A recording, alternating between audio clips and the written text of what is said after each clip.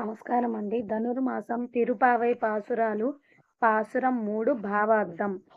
రాక్షసరాజగు బలిచక్రవర్తి నుండి దానము పొందినటువంటి ముదముచే ఆకాశమందు అంతటను పెరిగి లోకాలను కొలిచిన ఆ పురుషోత్తముని యొక్క దివ్యములైన చరణారవిందముల నామముల గానము అనరించి మనమందరమును ఈ తిరుపావై వ్రతమును ఆచరించిన దేశమందు అంతటయును దుర్భిక్షము కలుగక ప్రతి మాసమునకు 3 పర్యాయములు వర్షములు కురియును.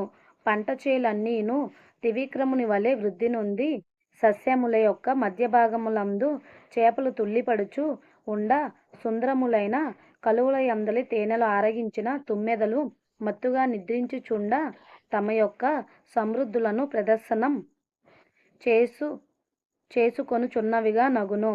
మరియును గోసమృద్ధి విషయమునందును గోవులు కూడా గోశాలయందు ప్రవేశించి అటు ఇటు కదలక కూర్చుండి బలిసినటువంటి పొదుగుల స్పర్శించగానే అనేక కుండలను నింపెడు ఔదార్యమును కలివిగా తయారవును.